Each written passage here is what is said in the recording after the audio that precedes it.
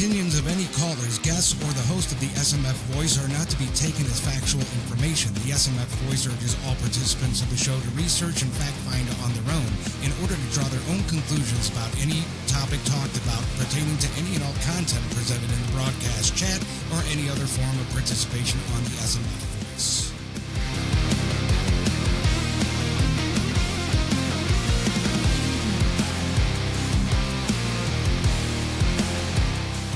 Hello, everybody, and welcome to the Stow Munroe Falls Voice. On this edition of the program, we have Mr. Brian Ames. Yes, the Stow Munroe Falls Board of Education's own Boogieman will be joining the program to explain why he's doing what he's doing and who he is. If you have been following any news or any social media, you know that Brian is responsible for not one, not two, but now a third lawsuit against the school district. Some consider him a headhunter and an opportunist. Some consider him a hero. Well, I interviewed him, and you make up your own mind about who you think the real Brian Ames is. Straight ahead.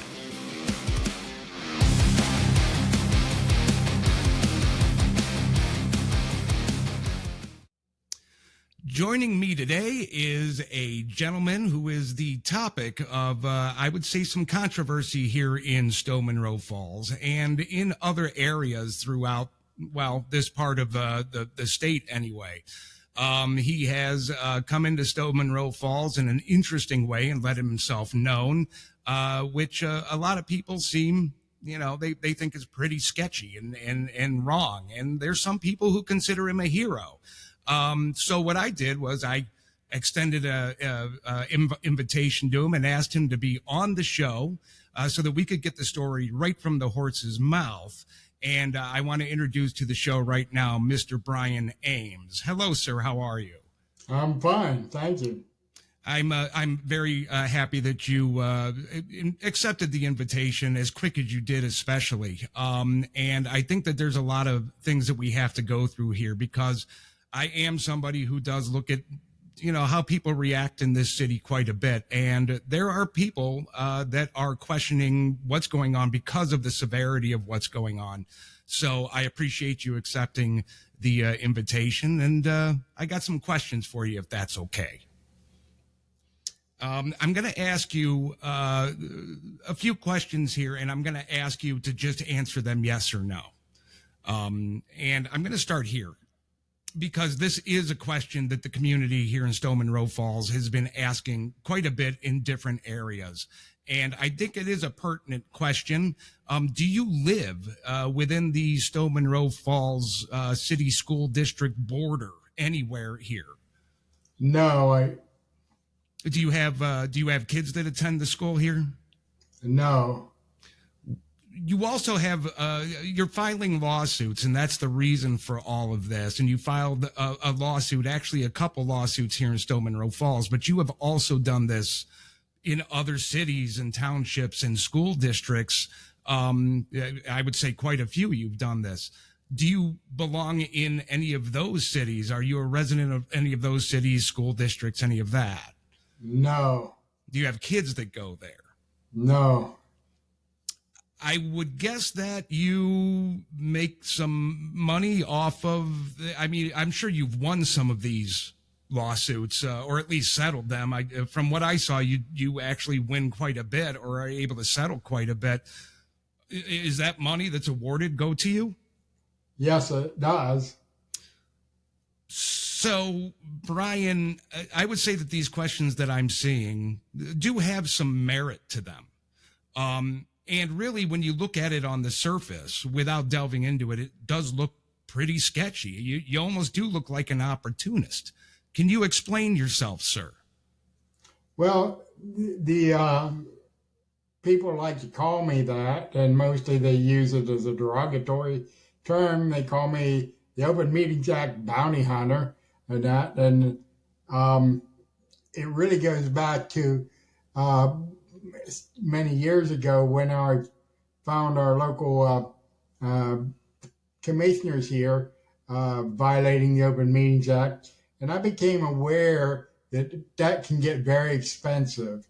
There was a Putnam County out there violated the Open Meetings Act, and they ended up paying out like $500,000 to the plaintiff's attorneys. And I became alarmed, and I said, that money didn't do anything for the taxpayer, you know.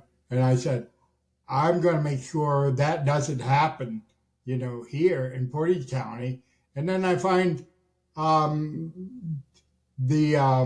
lot of these school districts are doing the same thing, and they pay no mind to the risk that they're putting the taxpayer at.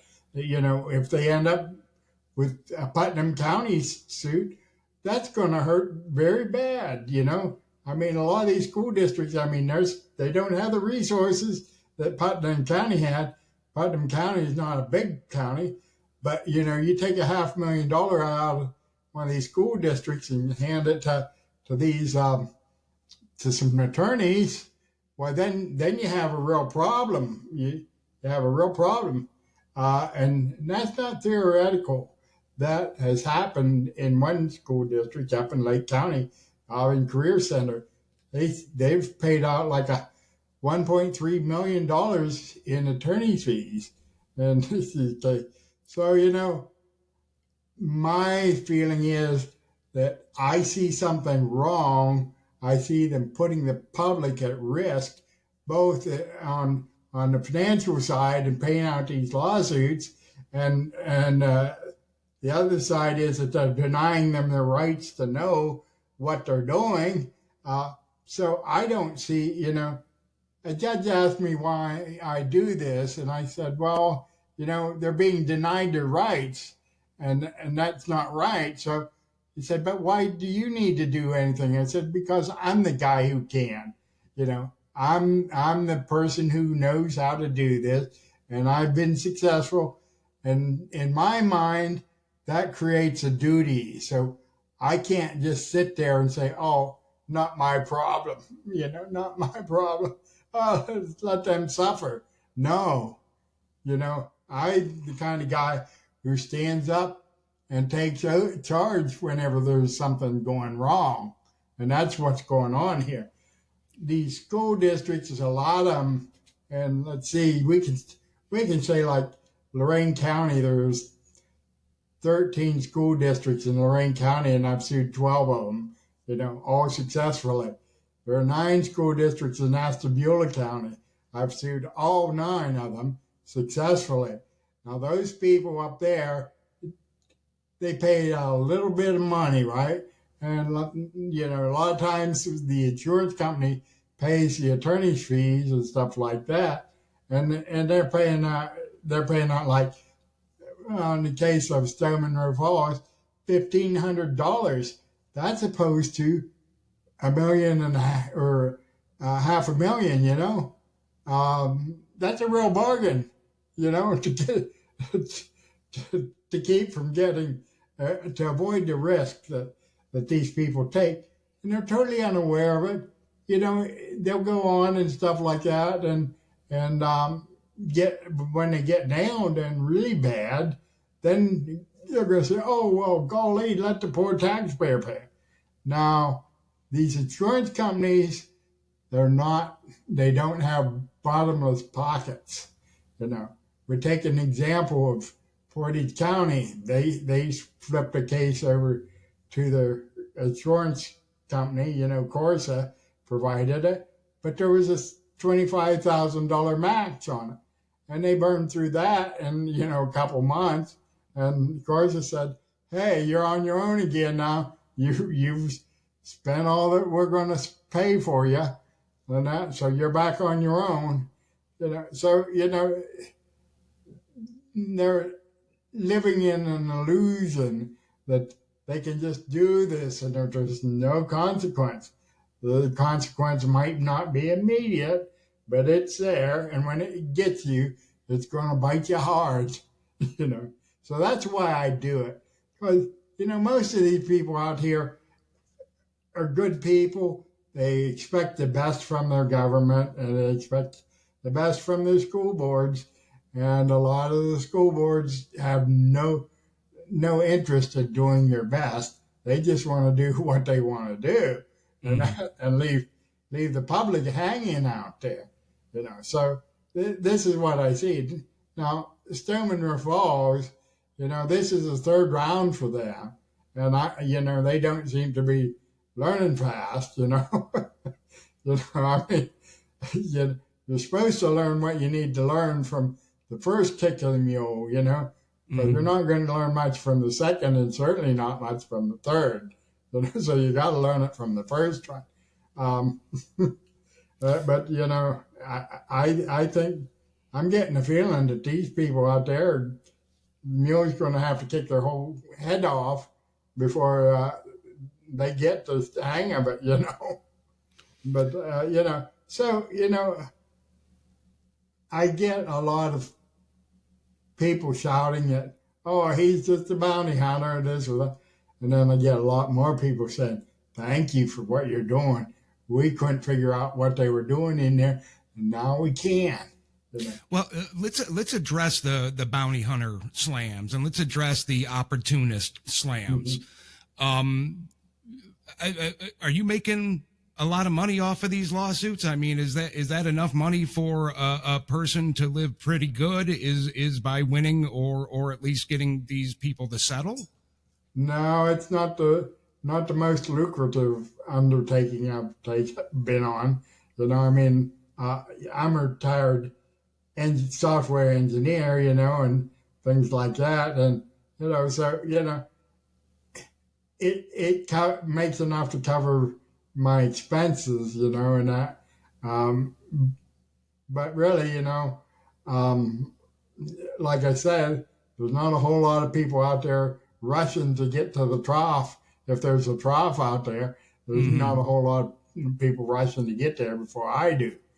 If they did, I would be tickled pink, I've got other things that I can do, so, but like I said, when I see this stuff, I feel like I have to do something, because I'm the guy who can, and eventually, I'm establishing case law precedents and stuff that other people can use to say, hey, look, you decided this at Ames, and you decide that name. Now, one of the big things that the school boards used to hide what they're doing from the public is something called a consent agenda, where they just say, oh, we don't want to talk about it, so we're going to put on a consent agenda, and nobody will know what we voted for, And for an example, Columbus School District down there approved a payment of $91,018 to this outfit called the Ohio Coalition for Equity and Adequacy of School Funding. Okay, now you may have heard of the DeRolf decisions. Well, this is the same organization. Now, they have this guy, Eric Brown, on the school board down there, and he's also a director on the steering committee for this coalition. No problem there. So he inserts this thing into the consent agenda that goes to the board at 12:30 for a 5 o'clock meeting, so nobody has a chance to read it, know what's in there, and they vote on the consent agenda. Okay, now this is really sad, because I'm watching the video and I'm seeing all these teachers there at the meeting complaining about the air conditioning in their building doesn't work and it's really hot, and stuff like that. And I'm thinking, $91,000 might have did something there. It's going to do more good there than it is in some lawyer's pocket. And so I have a case against them, and it's in the Supreme Court now, and I'm going to get those things declared illegal because there's nothing in the statute that allows them to say, well, we just don't want to talk about that, so we're going to hide it in a consent agenda. This is where these policy organizations come in, like Neola and OSBA. They make up these policies and tell the school boards that, well, these are based on the law. They're not. They're just made up. They make up things like these board superintendent committees or advisory committees, and when you ask them about them for the meeting minutes, they're not under the Open Meetings Act. So I asked for public records, and they say, oh, they don't fall under the Open Meetings Act. And I said, I didn't ask for meetings. I asked for, records. It doesn't matter whether they fall under the Open Meetings Act or not, for the record. So, they're so convinced that their story is going to carry the day. And then all of a sudden they find out, oh, Ames got us, And then I say, golly, there's a difference between the Public Records Act and the Open Meetings Act, They apply differently, So, when they do these board committees or superintendent committee things, that's how I attack them, is with the public records, because, like you said, tell me, no superintendent goes to a meeting if there's no agenda, So if I ask for the agendas, they gotta have them, and public records. We actually do have the agendas. Unfortunately, the agendas aren't always written properly, and certainly many times throughout several meetings that I've watched, the procedures tend to be glossed over rather quickly. Yeah. And a lot of what you're talking about, it's like trying to bury all of that within this, using these OSBA guidelines and stuff like that. They try to bury what is actually illegal, or what they are trying to do, which is illegal. And I have noticed that before. Yes. So would you consider everything you just said? And you seem to, in a way, and again, I'm really not sure how to take it, but you almost seem to take a little bit of joy, because you use the word attack, going after the school boards that really are breaking the law. And a lot of people might look at you and say, well, that's not kosher. That doesn't seem like somebody who's, a freedom fighter or whatever. To me, I'll say that I think it is, because you don't like illegality in schools. And I think, if I'm reading you right, you do care about kids being able to get a proper education and being governed properly. Is that your motivation for this? Well, let's take an example of this October 21st meeting at Stow Munroe Falls. That's a horrible example for the children. You have these 4 people bullying the 5th member, won't let him talk, or anything like that. And I am determined to prove that to be a violation of the Open Meetings Act, because the public has a right to hear what he has to say, And so that's one of the things that I'm doing. That's going to be new, okay? But, I'm gratified whenever people do things respectfully. They clearly do not respect him, even though, he's a knowledgeable guy. I understand him when he asks these tough questions. They don't like tough questions. Well, the public is supposed to have somebody asking tough questions.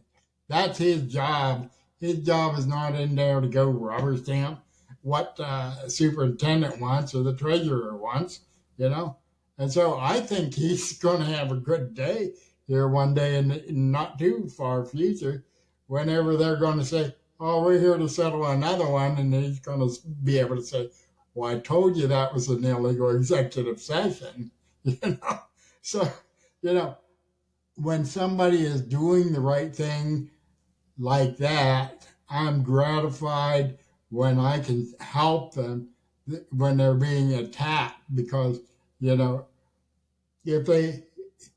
if that's the way they deal with things, if all they understand is being a bully or something like that, then they need to see that they do not have the final say on everything, that the court does.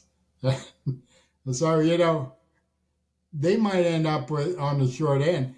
There's a case out there back in 2005 where there was a board that was misbehaving seriously, and the court took 3 of them off the board, removed them from the board, and was going to do 4, but 1 had already resigned, So, that's out there in the case law out there that everybody reads now. And so, they need to understand that they were not elected to be Führer or dictator or tyrant or any of those things. They're there to serve the public, and they don't serve the public very well if they just rubber stamp whatever the superintendent does, So they have to do their own thinking. They have to respect somebody else that does their own thinking.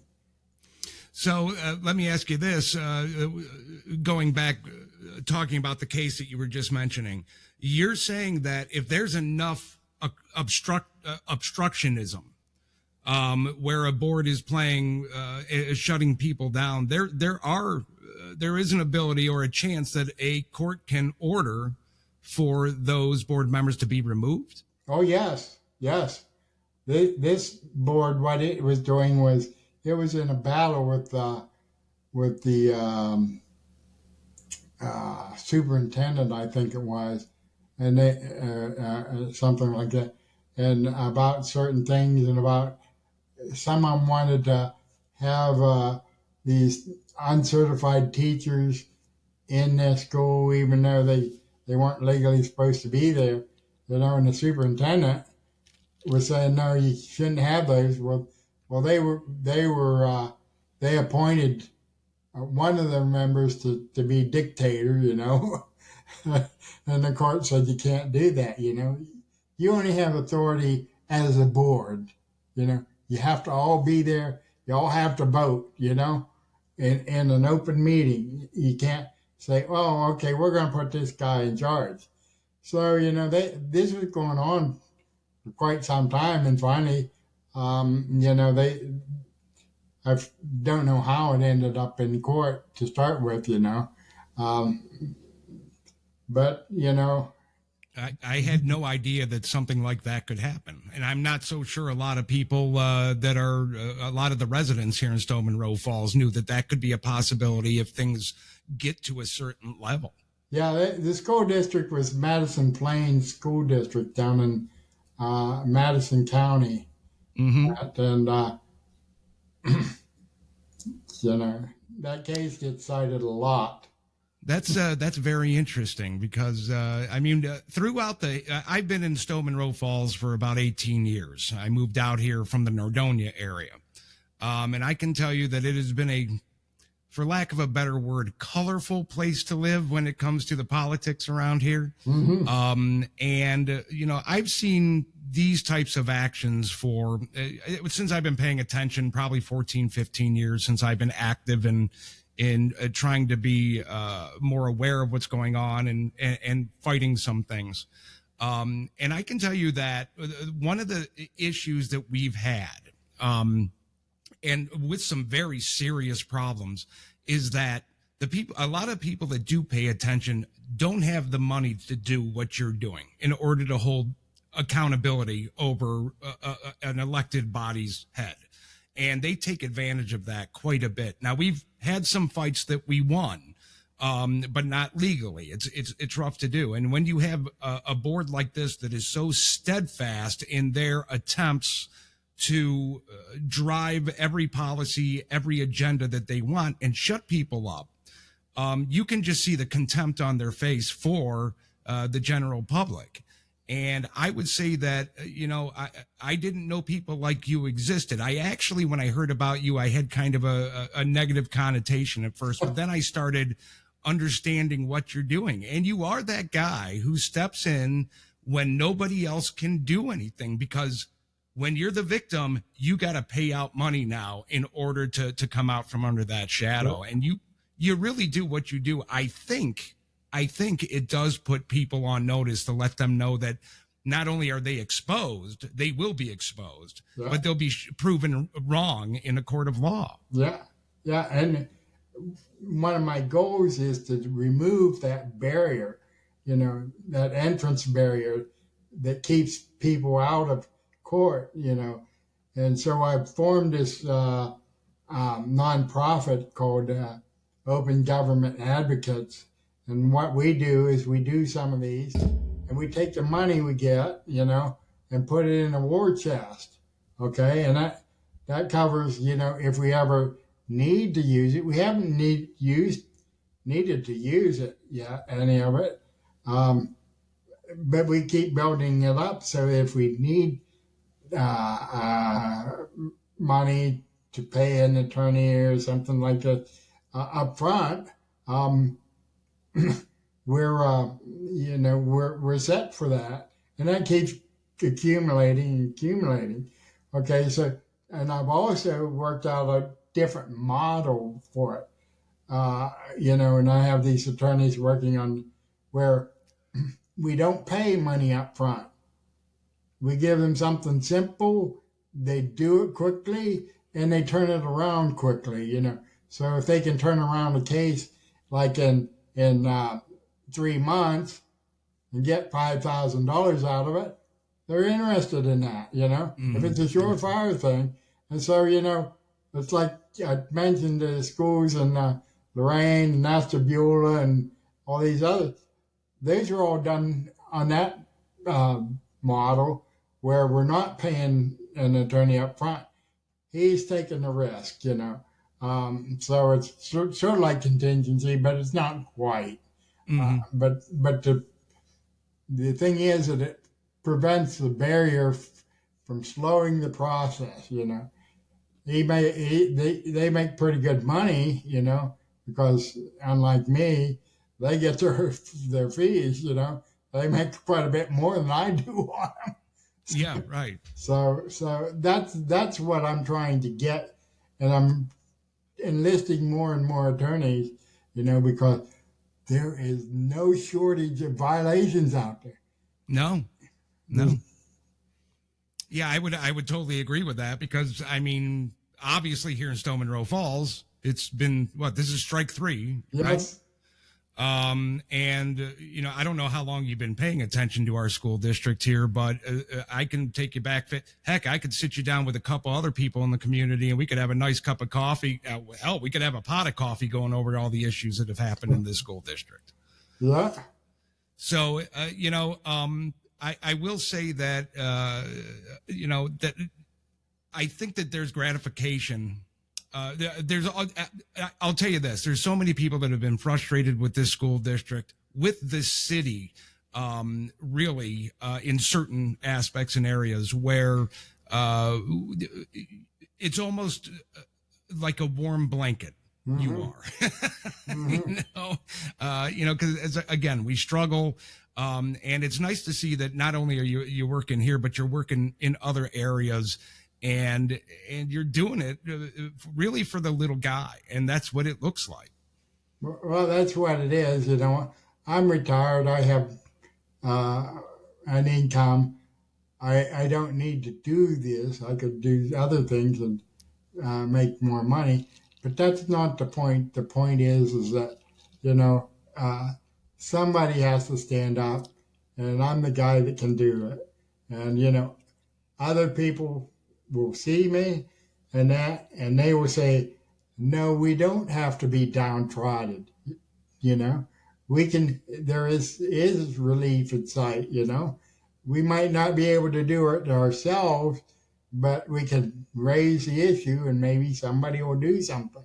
Mm-hmm. But when you see the hope come back to them and stuff like that, well, then that makes it worthwhile.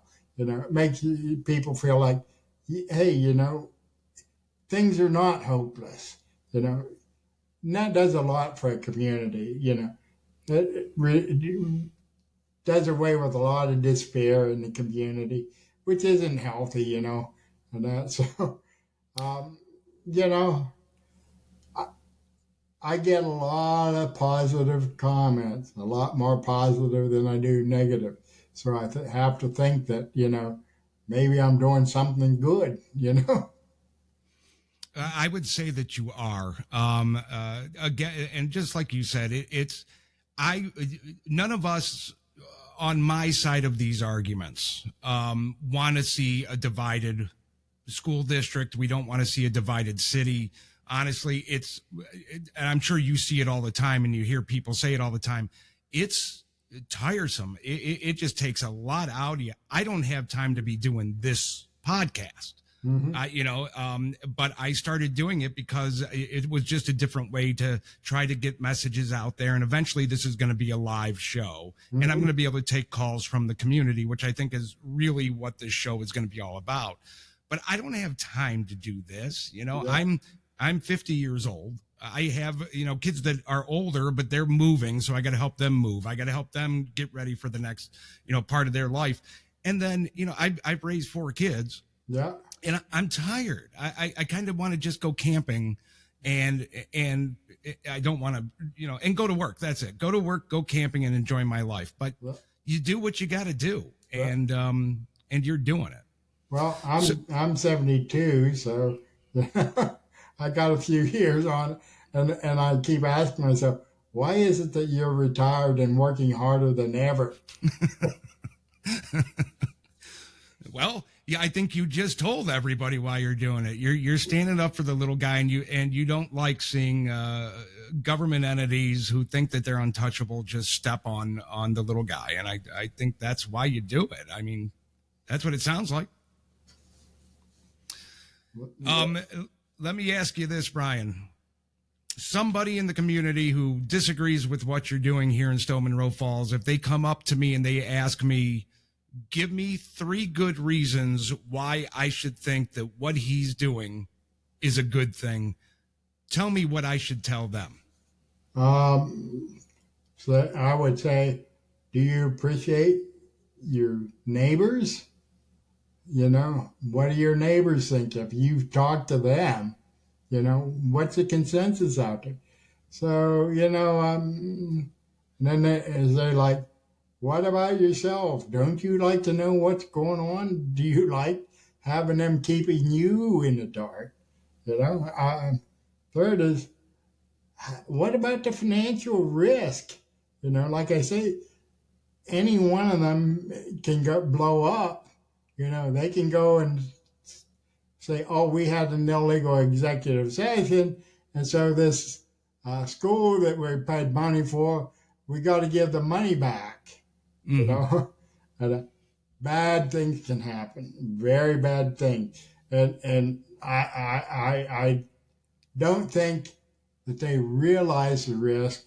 If they saw what some of the bad things that have happened, like Putnam County, why they would be terrified, So, if, it's like, you got to realize that you can't cheat all the time, and you might, if you get away cheating here, and you get away cheating there, why you might get to believe that you can cheat all the time, and then you end up in serious trouble, maybe even prison, So. And that could happen. I mean, really, there is a system that's supposed to be set up in a school district when talking about the BOE and how it works. A system of checks and balances where they're supposed to be able to check and balance each other. But a lot of times, and I think this is where you come in a lot, and a lot of times they tend to coalesce and become their own clique, and therefore the balance goes away. Yeah. And I think, again, that's where you come in. I might actually nickname you Brian Ames the Balance. Let me know if you like that, and I'll get it. That works, yeah. I'll get it copywritten. Yeah. So, Brian, I really appreciate you being on the show. I think you've done a great job explaining why you're doing what you're doing. whether people want to buy it or not. You're a 72-year-old man. You're retired. You should be out doing cruises and doing all kinds of other things, but you're not.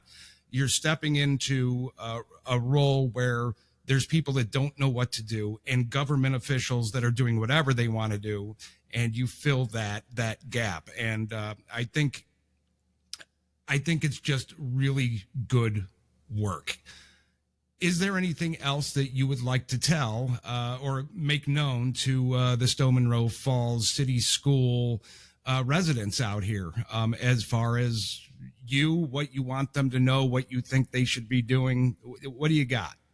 I think I'm pretty well said my piece here, I think they'll understand and they'll figure out what they need to do on their own, just keep their eyes open, see what's happening, learning from it, and decide what they should do themselves.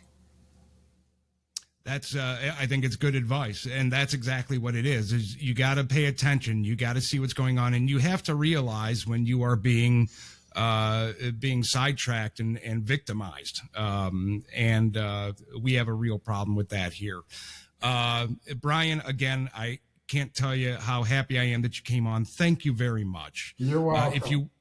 If you would just stick around for a second after I say goodbye here, a couple things I want to touch base on. For the rest of you, thank you for joining us. I hope you enjoyed the conversation here, the clarification by Mr. Brian Ames of why he's doing what he's doing. And as far as your opinion on it or how you think it should go, that's up to you. You listen to this, listen to it twice. That's why you can go back and listen to it as many times as you want to, is to form a good opinion and something that, that you can back with what he said and why he does what he does. So I appreciate you listening to the interview. Honestly, I'm not sure what's going to be happening with this particular episode. I might be doing another interview. I'm not sure. Brian was my first, graciously. So I'll either see you or you're about to see closing credits. So that's it.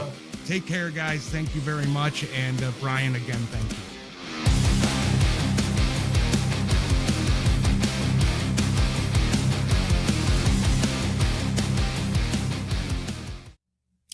Well, there it is. I hope you enjoyed that interview with Mr. Brian Ames. I hope you got some information from it, which you can throw around in your head to make a decision about who you think the man is.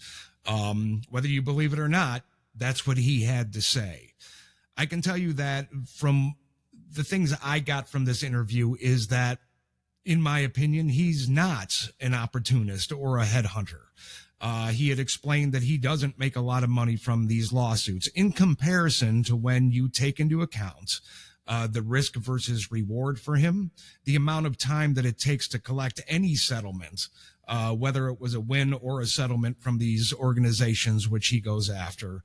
He really doesn't make a lot of money off of it, and he's retired. The man should be out on a cruise ship or just going and enjoying life, other than having to stay up late at night doing all kinds of research of case law and keep himself busy doing what he's doing. And in my opinion, what he's doing is stepping in for the little man who is under some type of overbearing tyrannical control or overbearing tyrannical steps being taken by their city government or by their school boards.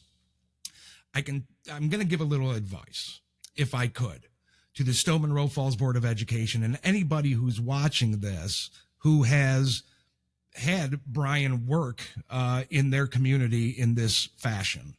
And that advice is, if you know that what you're doing isn't working and you know that there are illegalities literally against the law, what you're doing, but you think that you can turn this around and go after Mr. Brian Ames for what he's doing, my advice is don't. Stop the hemorrhaging is my advice. Stop the hemorrhaging and do what you're supposed to do. And the reason is, Brian mentioned that he was a software developer and software engineer during the show. What he didn't tell you was who he actually worked for, the multiple places and agencies of which he worked for. I don't know if this is public knowledge or not. He didn't mention it during the show. He mentioned it to me during personal conversations before and after the show. And since he did that, he didn't tell me not to tell you where he worked. But I'm going to consider that confidential information, and I'm not going to tell you. But I can tell you that these are very impressive places. Places where you have to have a brain in your head and a tremendously inflated IQ. And to take steps to where you think you're going to win against this man, God help you. I don't think it's going to work out. I think it's going to continue to drop into this hole of really despair when it comes to, city governance or Board of Education and the way things are going. You're not going to win that. You're just going to continue to cause a divide.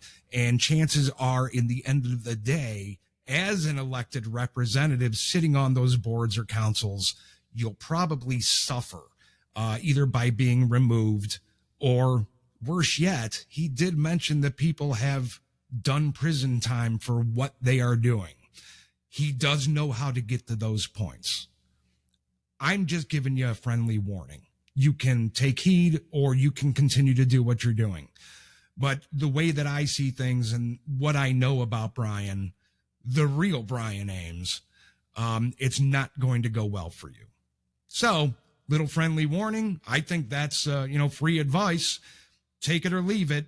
Until the next show, I'm sorry that we only got one interview today, but I think it was more than well worth it. I had a very busy personal schedule this week. I had a very busy work schedule this week, and I just wasn't able to get to the other interviews that I have lined up. We will be back next week, probably on time, on Tuesday at 8 a.m., and we'll take that as it goes. In the meantime, again, thank you for the continued support of the show. You can reach us on Facebook at SMF Voice. You can get us on Spotify. Look for SMF Voice. Obviously on YouTube, you can find us at the same SMF Voice, or you can email me with any questions, concerns, ideas for guests. If you want to be a guest yourself at, not TWC, I'm sorry, at smfvoice@twc.com. Until next week, again, I appreciate you. I appreciate the continued support, and we will see you in the near future. Have a good week, kids.